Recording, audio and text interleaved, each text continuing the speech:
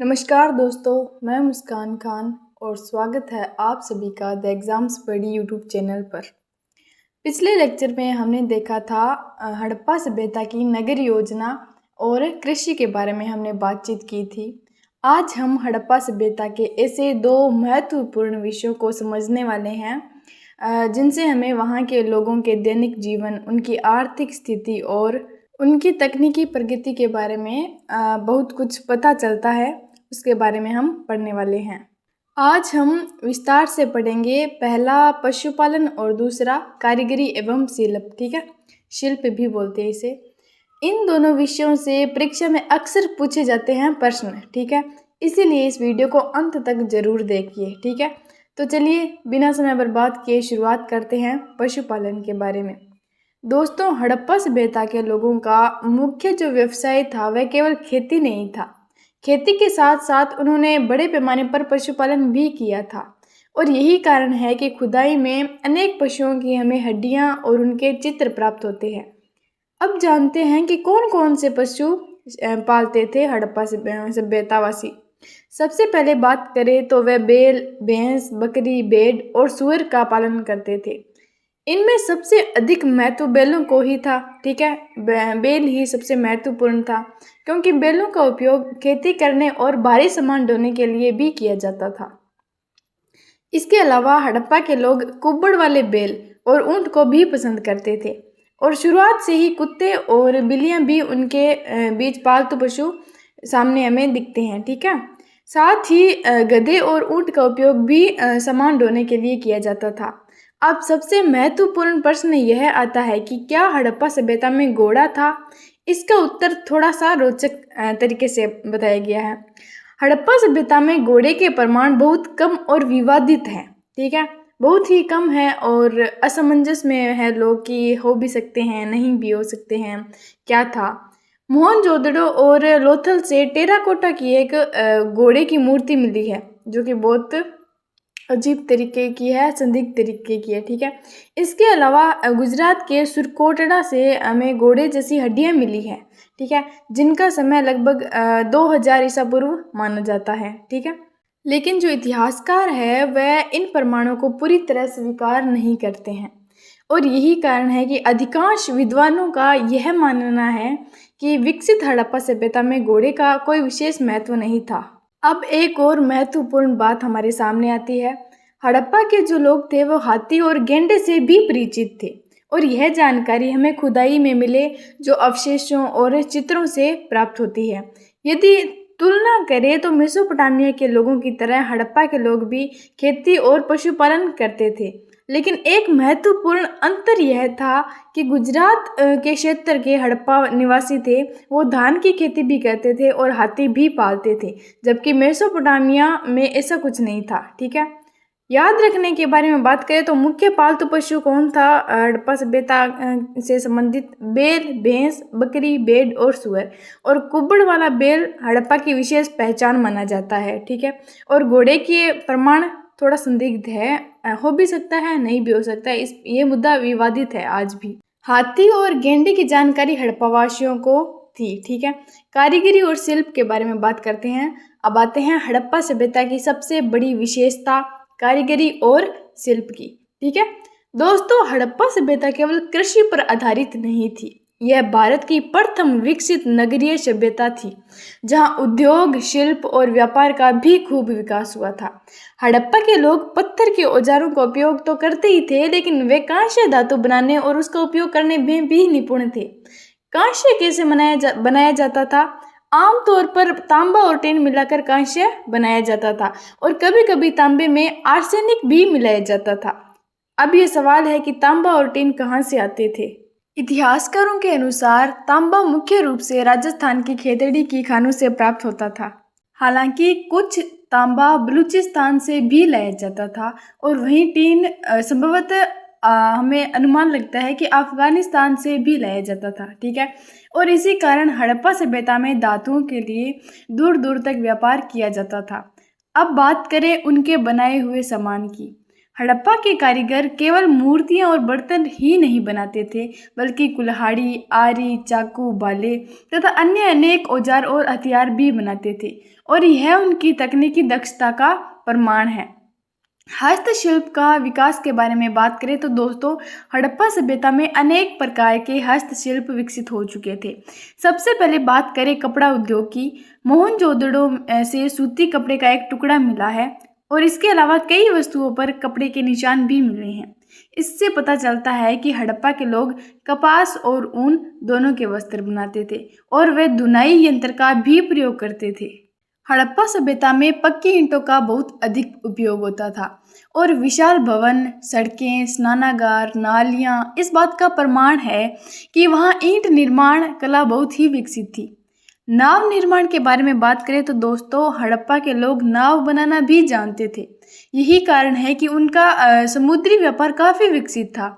मुहर निर्माण के बारे में बात करें तो हड़प्पा सभ्यता की सबसे प्रसिद्ध कला थी ही मुहर निर्माण। ठीक है, उनकी सबसे प्रसिद्ध कला ही मुहर निर्माण थी। इन मुहरों पर पशुओं की आकृतियां और लिपि लिखी हुई मिलती है हमें। इन्हें व्यापार और पहचान दोनों के लिए उपयोग किया जाता था। आभूषण निर्माण के बारे में बात करें तो हड़प्पा के सुनार सोना, चांदी और बहुमूल्य पत्थरों से सुंदर आभूषण बनाते थे। इनमें से सोना, चांदी और बहुमूल्य पत्थर अफगानिस्तान तथा दक्षिण भारत जैसे क्षेत्रों से हमें मिलते हैं, ठीक है, प्राप्त किए जाते थे। मिट्टी के बर्तन के बारे में बात करें तो हड़प्पा के लोग उत्कृष्ट कुम्हार थे। वे कुम्हार के चाक का उपयोग करते थे। वे चमकदार, सुंदर और अच्छी गुणवत्ता वाले मिट्टी के बर्तन बनाते थे, जो हड़प्पा सभ्यता की एक प्रमुख पहचान माने जाते हैं। ठीक है, तो दोस्तों अभी तक हमने दो महत्वपूर्ण विषयों को विस्तार से समझ लिया है। पहला पशुपालन, जिसमें हमने जाना कि हड़प्पावासी किन किन वस्तुओं को, पशुओं को पालते थे और घोड़े के प्रमाण क्यों विवादित माने जाते हैं। ठीक है, और दूसरा कारीगरी और शिल्प, ठीक है, जिसमें हमने कांस्य निर्माण, कपड़ा उद्योग, ईंट निर्माण, नाव निर्माण, मुहर निर्माण, आभूषण और मिट्टी के बर्तनों के बारे में विस्तार से पढ़ा है। अभी हम आगे व्यापार एवं वाणिज्य तथा सामाजिक संगठन को इसी आसान भाषा में समझने वाले हैं। ठीक है, अब जानते हैं कि हड़प्पा के लोग व्यापार कैसे करते थे और उनका सामाजिक संगठन कैसा था। ये दोनों विषय परीक्षा की दृष्टि से भी बहुत ही महत्वपूर्ण है। तो चलिए शुरू करते हैं। व्यापार एवं वाणिज्य। दोस्तों, हड़प्पा सभ्यता केवल कृषि और शिल्प तक सीमित नहीं थी, बल्कि उस समय व्यापार भी काफी विकसित था। इसका प्रमाण हमें हड़प्पा, मोहनजोदड़ो और लोथल से प्राप्त गोदामों, मुहरों, मानकीकृत बाट और माप से मिलता है। इससे स्पष्ट होता है कि हड़प्पा के लोग सुव्यवस्थित व्यापार व्यवस्था अपनाते थे। वे किन वस्तुओं का व्यापार करते थे? हड़प्पा के लोग मुख्य रूप से पत्थर, धातु, खनिज और अन्य आवश्यक कच्चे माल का व्यापार करते थे। क्योंकि उनके नगरों में ये सभी संसाधन पर्याप्त मात्रा में उपलब्ध नहीं थे। क्या वे सिक्कों का उपयोग करते थे? नहीं, हड़प्पा सभ्यता में धातु के सिक्कों का उपयोग नहीं होता था। उस समय वस्तु विनिमय प्रणाली, बार्टर सिस्टम भी कहते हैं उसको, वह प्रचलित थी, अर्थात एक वस्तु के बदले दूसरी वस्तु का आदान प्रदान किया जाता था। परिवहन के साधन के बारे में बात करें तो व्यापार के लिए हड़प्पा के लोग विभिन्न साधनों का उपयोग करते थे। जलमार्ग के लिए नावों का प्रयोग किया जाता था, स्थल मार्ग पर बैलगाड़ी से सामान ले जाया जाता था, और उनकी गाड़ियों में ठोस पहिए लगे होते थे। ठीक है, और यही कारण है कि उनका व्यापार दूर दूर तक फैला हुआ था। विदेशी व्यापार के बारे में बात करें तो दोस्तों, हड़प्पा सभ्यता का व्यापार केवल भारत तक सीमित नहीं था। उनके व्यापारिक संबंध राजस्थान, अफगानिस्तान, ईरान और मेसोपोटामिया से भी थे। इतिहासकारों का मानना है कि उन्होंने उत्तरी अफगानिस्तान में एक व्यापारिक कॉलोनी भी स्थापित की थी। अब बात करते हैं मेसोपोटामिया से संबंध के बारे में। मेसोपोटामिया के अभिलेखों में हड़प्पा सभ्यता को मेलुआ कहा गया है। लगभग 2350 ईसा पूर्व के अभिलेखों में मेलुआ के साथ व्यापार का उल्लेख मिलता है, और मेसोपोटामिया के ग्रंथों में दिलमुन और मकान नाम के दो व्यापारिक केंद्रों का भी उल्लेख मिला है, और ये दोनों क्षेत्र हड़प्पा और मेसोपोटामिया के बीच व्यापार में बहुत ही महत्वपूर्ण भूमिका निभाते हैं नहीं थे, ठीक है, निभाते थे। लाजवर्द, लेपिस लाजुली का व्यापार। हड़प्पा के लोग लाजवर्द जैसे बहुमूल्य पत्थरों का भी व्यापार करते थे। इनकी बनी वस्तुएं शासक वर्ग की प्रतिष्ठा का प्रतीक मानी जाती थी। एग्जाम के पॉइंट ऑफ व्यू से शॉर्ट में देखें तो व्यापार का प्रमाण हमें गोदाम, मुहरे, बाट एवं माप से पता चलता है। मुद्रा थी नहीं, वस्तु विनिमय प्रणाली प्रचलित थी। ठीक है, विदेशी व्यापार मेसोपोटामिया, अफगानिस्तान और ईरान के द्वारा होता था। मेसोपोटामिया में हड़प्पा का नाम मेलुहा बताया जाता है। अब बात करते हैं सामाजिक संगठन के बारे में। तो हड़प्पा सभ्यता के सामाजिक संगठन के बारे में बात करें तो खुदाई से हमें पता चलता है कि हड़प्पा के नगर सुव्यवस्थित और योजनाबद्ध थे। ठीक है, शहरों में अलग अलग प्रकार के मकान मिले हैं। इससे स्पष्ट होता है कि समाज में आर्थिक और सामाजिक अंतर मौजूद था। अब बात करते हैं शहरों का विभाजन के बारे में। हड़प्पा नगरों में मुख्य रूप से अलग अलग भाग थे। जैसे ऊंचे भाग में शासक वर्ग और महत्वपूर्ण भवन स्थित होते थे और मध्य भाग में अधिकारी, व्यापारी और मध्यम वर्ग के लोग रहते थे, जबकि सामान्य लोग नीचे के भाग में निवास करते थे। आवास व्यवस्था के बारे में बात करें तो खुदाई में छोटे और बड़े दोनों प्रकार के मकान मिले हैं हमें। कुछ मकानों में केवल 2 कमरे थे, जबकि कुछ बड़े मकानों में 12 तक कमरे हमें मिलते हैं। ठीक है, 12 कमरे भी मिलते हैं। इससे पता चलता है कि समाज में आर्थिक असमानता मौजूद थी। कारीगर और मजदूर के बारे में बात करें तो छोटे मकान संभवतः अनुमान लगाया जाता है कि हो सकता है कारीगरों और मजदूरों के निवास का स्थान थे, जबकि बड़े मकान संपन्न लोगों के निवास का स्थान थे। एग्जाम के पॉइंट ऑफ व्यू से देखें तो समाज में आर्थिक असमानता थी। छोटे और बड़े दोनों प्रकार के मकान मिले हैं। 2 कमरों से लेकर 12 कमरों तक के मकान मिले हैं हमें। छोटे मकानों में कारीगर एवं मजदूर रहते थे और बड़े मकान में संपन्न वर्ग के लोग रहते थे।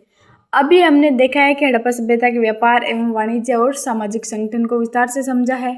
अभी तक हमने जाना कि हड़प्पा के लोग वस्तु विनिमय प्रणाली से व्यापार करते थे। उनका विदेशी व्यापार मेसोपोटामिया तक फैला हुआ था और समाज में आर्थिक आधार पर वर्गों का विभाजन भी दिखाई देता है। अभी हम राजनीति, शासन व्यवस्था, धर्म से जुड़ी महत्वपूर्ण बातें और अंत में पूरे अध्याय का शानदार रिवीजन करेंगे, ताकि परीक्षा के लिए कोई भी महत्वपूर्ण बिंदु छूटे नहीं। दोस्तों, हड़प्पा सभ्यता एक बहुत ही बड़े क्षेत्र में फैली हुई थी। ठीक है, और इसके बावजूद पूरे क्षेत्र में नगरों की योजना, ईंटों का आकार, बाट, माप और मोहरों में काफ़ी समानता दिखाई देती है। इससे इतिहासकारों का मानना है कि हड़प्पा सभ्यता में एक संगठित और सशक्त शासन व्यवस्था थी। ठीक है, राज्य के प्रमुख तत्व के बारे में बात करें तो कौटिल्य ने अपने अर्थशास्त्र में राज्य के कई प्रमुख अंग बताए हैं, जैसे सम्राट, मंत्री परिषद, जनसंख्या, दुर्ग या किला, राजकोष, सेना, मित्र। हड़प्पा सभ्यता में भी इनमें कई से तत्व दिखाई देते हैं। गढ़ के महत्व के बारे में बात करें तो हड़प्पा के नगरों में ऊंचे भाग को गढ़ कहा जाता था। ठीक है, और यह संभवतः शासक वर्ग और प्रशासन का प्रमुख केंद्र माना जाता है। ठीक है, यहीं पर सरकारी अधिकारी रहते थे तथा प्रशासनिक कार्य किए जाते थे। अन्नागार और राजकोष के बारे में बात करें तो मोहनजोदड़ो में विशाल अन्नागार मिले हैं हमें। इतिहासकारों का मानना है कि यहाँ कर के रूप में प्राप्त अनाज को इकट्ठा किया जाता था, संग्रहित किया जाता था और यही अन्नागार उस समय के राजकोष का भी कार्य करते थे। किलेबंदी के बारे में बात करें तो हड़प्पा सभ्यता के कई नगरों में मजबूत किलेबंदी के प्रमाण मिले हैं। विशेष रूप से धोलावीरा में किले के भीतर भी किले बने हुए थे। ठीक है, और इससे उनकी उन्नत नगर योजना और सुरक्षा व्यवस्था का पता चलता है। अब बात आती है, क्या हड़प्पा में सेना थी? इस प्रश्न का स्पष्ट उत्तर उपलब्ध नहीं है। अब तक किसी स्थायी सेना के प्रत्यक्ष प्रमाण हमें नहीं मिले हैं, लेकिन बिखरे हुए पत्थरों के ढेर तथा सुरकोटड़ा से प्राप्त कुछ चित्र यह संकेत देते हैं हमें कि किसी प्रकार की सुरक्षा व्यवस्था अवश्य ही रही होगी। और धर्म और शासन के बारे में बात करें तो दोस्तों, मिस्र और मेसोपोटामिया की तरह हड़प्पा सभ्यता में अब तक कोई भी विशाल मंदिर नहीं मिला है। इसके अलावा किसी धार्मिक भवन के स्पष्ट प्रमाण भी प्राप्त नहीं हुए हैं। केवल महान स्नानागार ग्रेट बाथ मिला है, जिसका उपयोग धार्मिक स्नान के लिए किया जाता होगा, यह हम अनुमान लगा सकते हैं। और इसी कारण इतिहासकारों का मानना है कि हड़प्पा में पुजारियों का शासन नहीं था। शासक वर्ग के बारे में बात करें तो इतिहासकारों के अनुसार हड़प्पा के शासकों का ध्यान युद्ध की अपेक्षा व्यापार और आर्थिक विकास पर ज्यादा था। कुछ विद्वानों का मानना है कि इस सभ्यता का शासन व्यापारी वर्ग के हाथों में हो सकता है। ठीक है, अब आते हैं हम महत्वपूर्ण तथ्यों के बारे में बात करते हैं। विशाल क्षेत्र में एक जैसी नगर योजना और संगठित प्रशासन, गढ़ प्रशासनिक केंद्र था। अन्नागार में कर के रूप में अनाज को इकट्ठा किया जाता था। किलेबंदी विकसित थी। विशाल मंदिर नहीं मिले हमें और महान स्नानागार धार्मिक स्नान के लिए प्रयोग होता था। शासन में व्यापारियों की महत्वपूर्ण भूमिका मानी जाती है। अब हम पूरे चैप्टर का क्विक रिवीजन मार लेते हैं। सबसे पहले पशुपालन। मुख्य पशु कौन कौन से थे? बैल, भैंस, बकरी, भेड़ और सूअर। और कुब्बड़ वाला बैल विशेष पहचान रखता है। घोड़े के प्रमाण हमें विवादित ही मिले हैं, हो सकते हैं नहीं भी हो सकते हैं। और हड़प्पावासी घाटी और गेंडे से परिचित थे। नेक्स्ट हम कारीगरी एवं शिल्प पर आते हैं। कांस्य, तांबा और टीन से मिलकर बना था। तांबा खेतड़ी राजस्थान से प्राप्त होता है और टीन अफगानिस्तान से प्राप्त होता है। वस्त्र उद्योग, मुहर निर्माण, आभूषण, ईंट निर्माण और मिट्टी के बर्तन भी विकसित थे। अब आते हैं व्यापार एवं वाणिज्य पर। तो वस्तु विनिमय प्रणाली प्रचलन में थी। नाव और बैलगाड़ी से व्यापार होता था। विदेशी व्यापार मेसोपोटामिया, अफगानिस्तान और ईरान से था। मेसोपोटामिया में हड़प्पा का नाम मेलुआ लिखा जाता है, बताया जाता है। सामाजिक संगठन पर आते हैं तो समाज में आर्थिक असमानता पाई जाती थी। छोटे और बड़े मकान हमें प्राप्त हुए हैं। छोटे मकान कारीगर एवं मजदूर रहते हैं, ऐसे पता चलता है। और बड़े मकानों में संपन्न वर्ग रहते थे, ऐसा पता चलता है। अब बात करते हैं राजनीति के बारे में। यहाँ पे हमें संगठित शासन व्यवस्था के बारे में पता चलता है। गढ़ प्रशासनिक केंद्र था, इसका पता चलता है।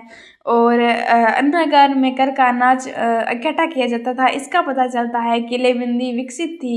विशाल मंदिर हमें नहीं मिले हैं। महान स्नानागार धार्मिक स्नान हेतु बनाए गए थे, इसका पता चलता है। व्यापारियों का प्रभाव भी देखने को मिलता है। तो दोस्तों, हड़प्पा सभ्यता के इस पूरे अध्याय को सरल भाषा में हमने विस्तार से समझा है। अगर आपको ये वीडियो पसंद आया हो तो इसे अपने दोस्तों के साथ ज़रूर शेयर करना, लाइक करना, शेयर करना और कमेंट भी करना, ठीक है। अगले वीडियो में हम हड़प्पा सभ्यता के अगले महत्वपूर्ण विषय को इसी आसान और परीक्षा के उपयोगी तरीके से समझने वाले हैं। जय हिंद, जय भारत, धन्यवाद।